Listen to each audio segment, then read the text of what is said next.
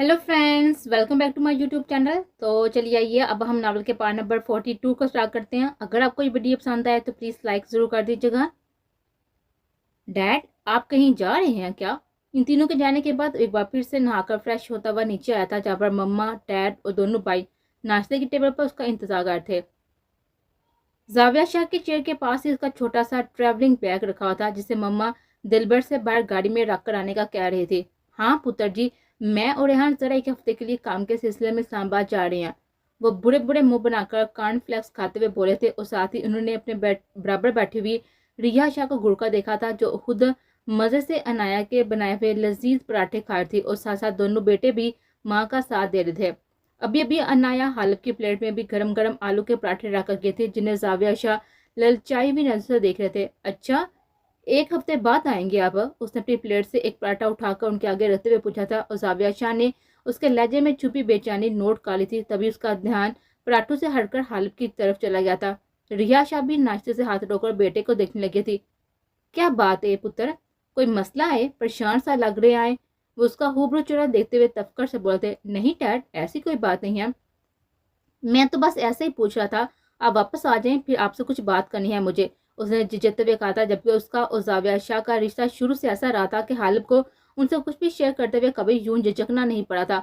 मगर आज उसके लहजे में जरूर कोई ऐसी बात मौजूद थी जिस पर जाविया शाह के सिवा हादी और हाशा भी चौंक उसको देखा था। हादी को आज हॉस्पिटल लेट जाना था, तो वो नाश्ता खाकर सुकून से अपनी जेब पर बैठा हुआ न्यूज़पेपर देख रहा था। अनाबिया की भी नाइट शिफ्ट थी, तो वो किचन में अनाया के साथ ही मसरूफ थे। बच्चे स्कूल जा चुके थे। सब हैरियत है ना पुत्र? बता, मुझे कोई सीरियस बात है क्या? वो आप परेशान हो गए थे। अरे नहीं डैड, आप परेशान क्यों हो गए हैं? ऐसी कोई बात नहीं है, बस कुछ बताना था आपको, मगर आप वापस आ जाएं तब तफसील से बात होगी। वो उन्हें जाने से पहले अपनी वजह से परेशान ही देखना चाहता था। क्या बात है छोटे, ऐसी की बात करनी है तुझे? हमें भी बता दे, कहीं डैड की छोटी बहू तो नहीं ढूंढ ली है? हाशिम शरारत से बोला था, और उसकी बात सुनकर हालिब का दिमाग दोबारा से सफीन की तरफ चला गया था, मगर जल्द ही उसने खुद को कंपोज कर लिया था। भाई please, I am serious now, हालिब संजीदगी से बोला था। हाशिम, जाविया शाह ने हाशिम को तनबीही नजरों से देखा था, जिस पर वह फौरन मुंह बनाता हुआ सर झुकाकर चाय पीने लगा था। ठीक है पुत्र, मैं हफ्ते भर बाद वापस आ रहा हूँ, फिर बात करते हैं। वो जानते थे अगर हालिब ने एक बार मना कर दिया है तो अभी वो उन्हें कुछ नहीं बताएगा, इसलिए उनका पूछना बेकार था। ओके डैड, अभी मुझे ज़रा काम है, मैं चलता हूँ। Have a safe journey. Hi bye, Allah हाफिज। वो मोमी और हादी की खामोश निगाहें खुद पर मरकूज देखकर जल्दी जल्दी जूस खत्म करता हुआ उठा, और जाविया शाह के माथे पर प्यार करता हुआ डाइनिंग रूम से चला गया था। डैड, हाल भी कुछ उलझा उलझा सा महसूस हो रहा है, जरूर कोई बात है वो जो हमसे छुपा रहा है। आप वापस आते ही उसे बात करें, हादी ने न्यूज़पेपर लपेट कर वापस रखते हुए कहा था। हाँ पुत्र, लग तो मुझे भी रहा है, हालिब जब से कनाडा से आया है कुछ बदला बदला सा है। दुआ करी कि सब कुछ ठीक हो। वो कई दिन से हालिब के बदले हुए अंदाज खुद भी नोट करते, अभी उसकी बात सुनकर फिक्रमंद हो गए थे। शाह जी, महसूस तो मुझे भी हुआ है, अपना हालिब पहले तो ऐसा नहीं था जैसा आजकल हो गया है। हर वक्त खामोश और उदास सा रहता है, पता नहीं क्या सोचता रहता है, न जाने क्या हो गया है मेरे पुत्र को, किसकी नजर लग गई है। रिया उसके रवैये पर परेशान सी थी। ये ठीक था कि वो पहले भी ज्यादा बात नहीं करता था, मगर हंसता मुस्कुराता खुशबाश रहता था, लेकिन इस बार जब से वो कनाडा से आया था वो बहुत ही खामोश हो गया था। रिया, आप कुछ ज्यादा ही सोच रही हैं। कुछ नहीं है संजीदा मजाज वो शुरू से ही है, मगर मुझे भी वो कुछ परेशान सा लग रहा है, पर कोई गल नहीं, मैं वापस आकर उससे बात करता हूँ, तब तक आप भी परेशान ना हो। वो बीवी को तसल्ली देते हुए हालिब का दिया हुआ पराठा मजे से खाने लगे थे, जिस पर रिया ने एक नजर उनकी प्लेट पर डालकर उन्हें गुड़का देखा था। आप मत सुधरना कभी, वो बुड़बुड़ाती हुई उड़कर किचन में चली गई थी। ओके शाह जी, फिर मैं और रोशान निकलते हैं, और आप भी उठ जाएं, आपको भी तो देर हो रही है ना, अभी आपने रेहान चाचू को भी पिक करना है। हाशिम मुंह दूसरी तरफ किए हुए बोला था, और शाह जी बोलना बाप से नाराजगी का वाजिया इजहार था। ये नाराजगी थोड़ी देर पहले की थी, जब उन्होंने उसे हालत की बात पर चुप करवाया था। दो बच्चों का बाप होकर भी उसकी हरकतें बच्चों वाली थी। जाविया शाह मुस्कुराते हुए उसके सामने जाकर खड़े हुए थे, जो हॉर्न्स उनसे मुंह फेरते हुए खड़ा था और प्यार से उसकी पेशानी चूमी थे। यार ऐसे नाराज ना हो, मेरा सफर अच्छा नहीं कटना। फिर अगर अपना पार्टनर ही नाराज रहेगा तो मेरा तो काम में भी मन नहीं लगेगा। उसकी खूबसूरत हेयर स्टाइल को बिगाड़ कर बोलते, डैड यार बाल तो ना बिगाड़े ना, वो मुंह बनाकर बोला, और तिरछी नजर से बाप को देता हुआ अचानक शरारत से मुस्कुराने लगा था। I love you my handsome हिंग, हेड के साथ आए। वो बाप का गाल चूम कर उनके गले लगता हुआ बोला था, जिस पर जाविया शाह मुस्कुरा दिए थे। डैड यार, भाई से लाड बाद में जता लीजिएगा, अभी निकलने की करें। रेहान चाचू का बुलावा लेकर आया है नजीर।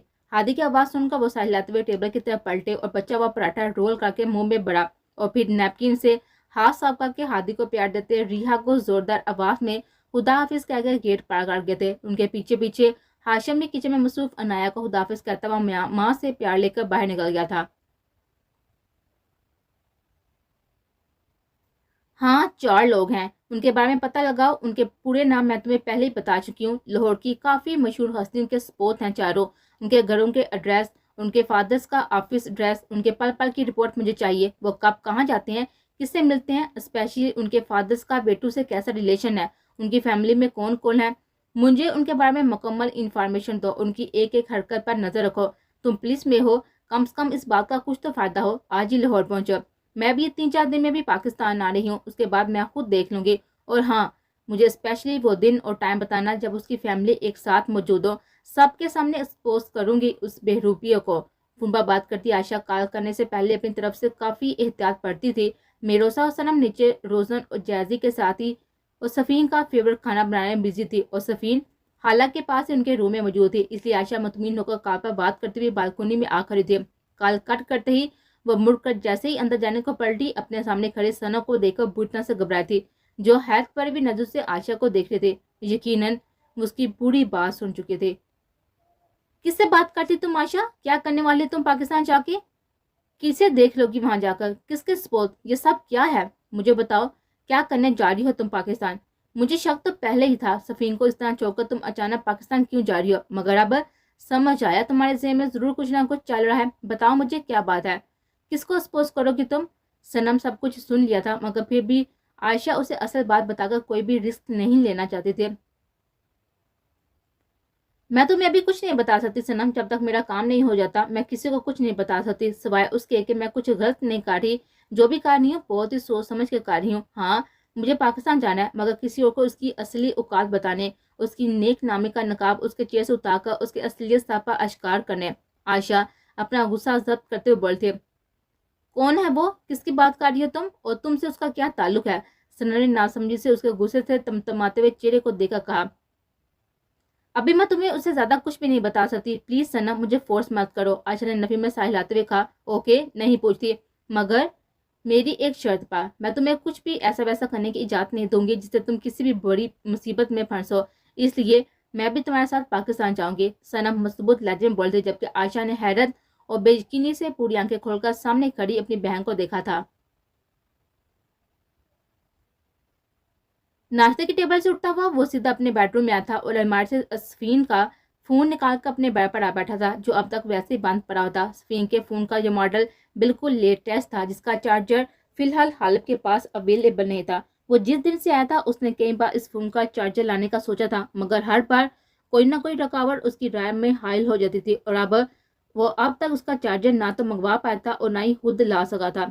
उसने एक बार फिर फोन को उल्ट पलट कर देखा, तभी उसके ज़हन में कुछ क्लिक हुआ था। रूहान, हाँ, रूहान के पास इस फोन का चार्जर होगा। उसने जानने से पहले इस मॉडल का फोन रूहान के पास देखा था। उफ, मुझे पहले क्यों ना ख्याल आया। हालिब ने सोचते हुए फौरन रूहान को कॉल की थी। हेलो, हाँ रूहान, मुझे कुछ देर के लिए तुम्हारा चार्जर चाहिए, प्लीज जल्दी भेज दे। आई एम वेटिंग, मैं अपने रूम में हूँ। ओके, जल्दी जल्दी बोलते हुए उसने बिना रूहान का जवाब सुने हुए कॉल डिस्कनेक्ट कर दी थी। उसका फोन का पासवर्ड सोचने लगा था। आहर क्या पासवर्ड होगा उसका? अभी वो बैठकर उसका करेक्ट पासवर्ड सोच ही रहा था कि दिलबर हाथ में चार्जर लिए उसके पास आया था। भाई जी, ये चार्जर नजदीक देखा गया है, रूहान भाई जान ने भेजा है। Quick service, thanks Ruhan. जहरीला बोलते हुए हालिब ने चार्जर लेकर जल्दी से फोन चार्जिंग पर लगाया था। कुछ ही देर में फोन ऑन हो गया था, मगर मसला फिर वही पासवर्ड।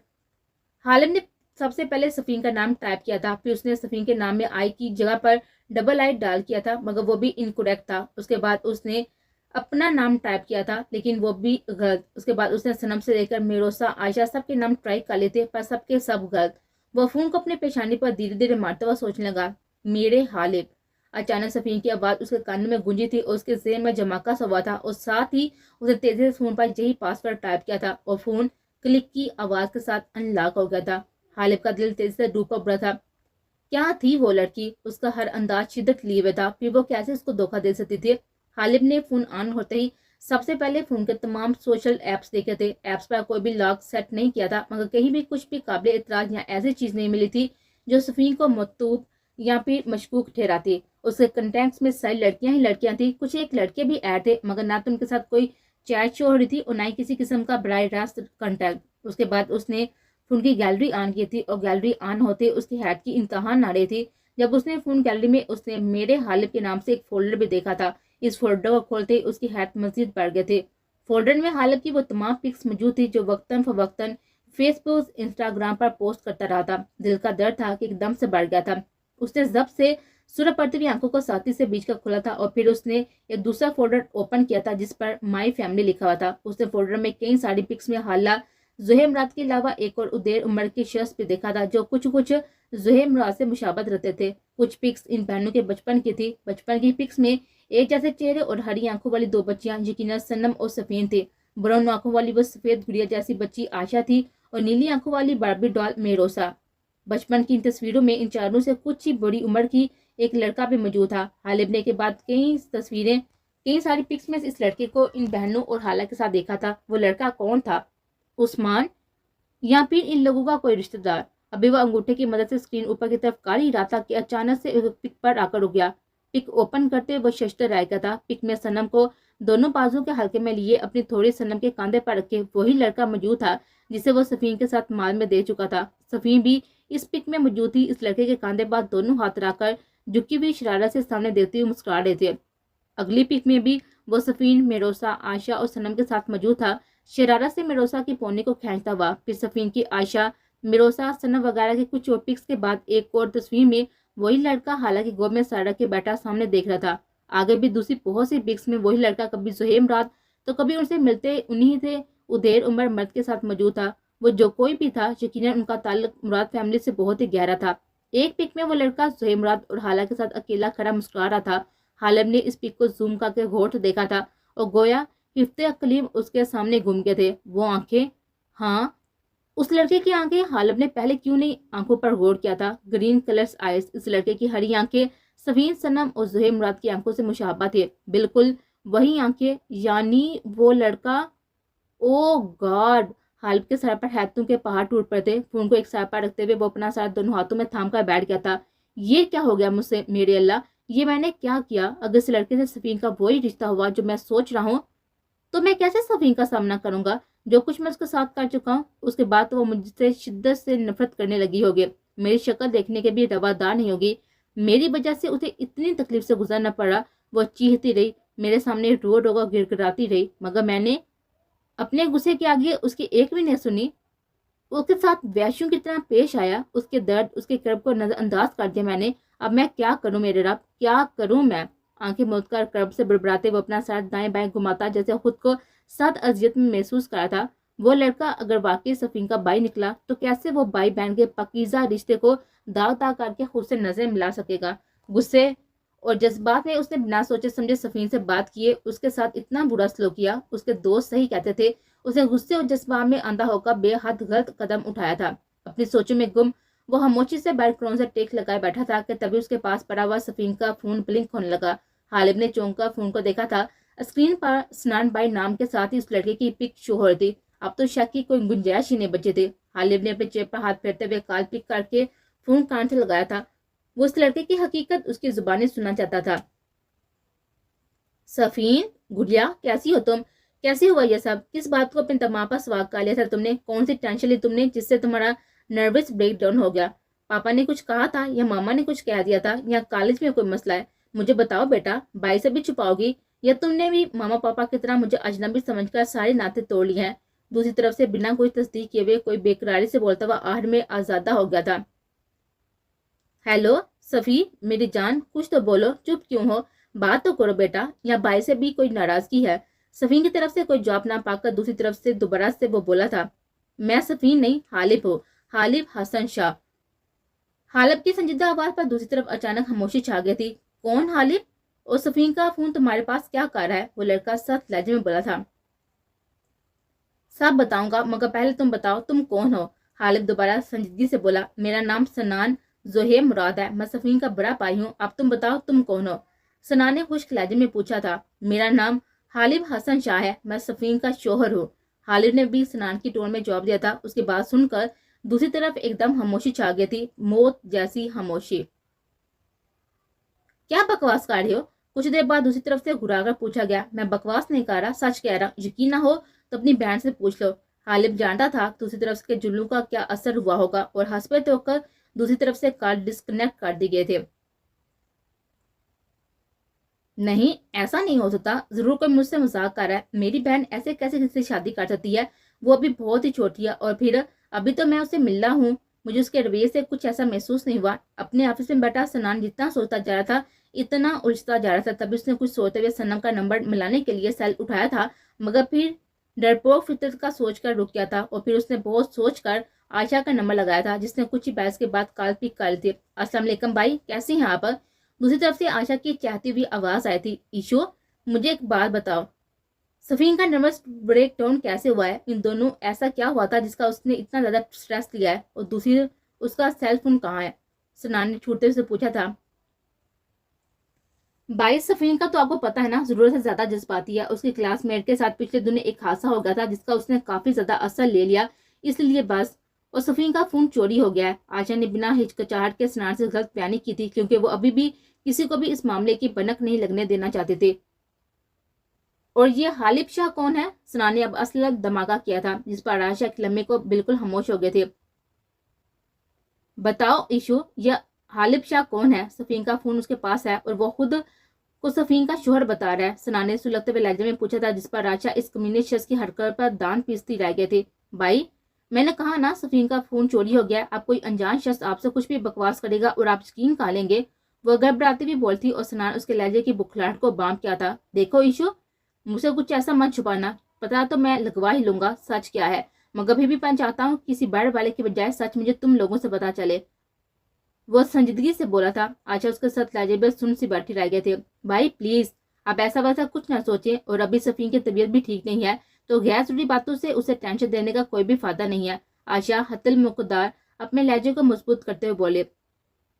ओके आशु, तुम कहती हो तो मैं मान लेता हूँ। एनीवे, रखता हूँ, लाइबा की कॉल आ रही है। वो अपनी बीवी का नाम लेता हुआ बोला था। ओके, अल्लाह हाफिज, भाभी को मेरा सलाम कह दे, बाय। वो अलविदाई कलमात अदा करते हुए बोलती। ओके बाय बच्चे। सनान ने कॉल डिस्कनेक्ट करते हुए बीवी को कॉल बैक किया था।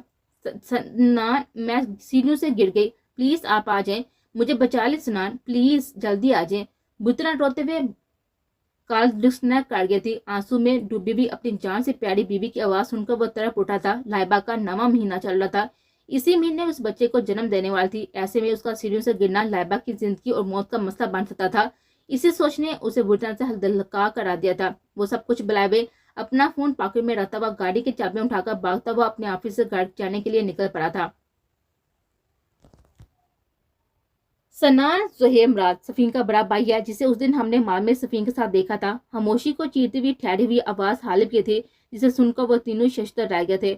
आज भी वो रोज की तरह रूटीन के मुताबिक 8 बजे जिम में मौजूद थे, जहाँ 2 घंटे मुसलसल एक्सरसाइज करने के बाद वो जरा सा रिलैक्स होकर बेंचेस पर बैठे हुए पानी पी रहा था, जब हालिब की आवाज ने इन तीनों को हैरत से साकत कर दिया था। ये तो क्या कह रहा है हालिब? वो लड़का सनम और सफीन का भाई है, मगर उसके बारे में उस दिन मिस्टर और मिसिस मुराद ने कुछ भी नहीं बताया। वो तो कह रहे थे कि उनकी 4 बेटियां हैं। अचानक ये बेटा कहाँ से टपक पड़ा? फहीम की हैरान आवाज सुनकर सर झुकाए बैठा हालिब अपनी जगह से उठ खड़ा हुआ था और कुछ दूर रखा हुआ सफीन का फोन अलार्म काट के फोन की गैलरी में मौजूद पिक्स खोलने के बाद फोन लाकर फहीम के हाथ में पकड़ा दिया था। पिक्स देखकर फहीम की आंखें हैरत से फट सी गई थी। फहीम के बाद रकीम और आदि ने भी बारी बारी फोन हाथ में लेकर पिक्स देखे थे। वो दोनों भी स्टैंड के बारे में सुनकर और उसकी पिक्स में देखकर हैरान रह गए थे। रकीम ने तुझसे कहा भी था हालिब के पहले सफीर के बारे में बात कर, मगर तूने अपने गुस्से के आगे किसी की चलने नहीं दी। वो बेचारी कितना रोई थी तेरे सामने, लेकिन तूने अपनी जिद नहीं छोड़ी। बिना सच्चाई जाने इतना बड़ा स्टेप ले लिया, और तो और सफीन का भी हुस्से बंद धन कर दिया।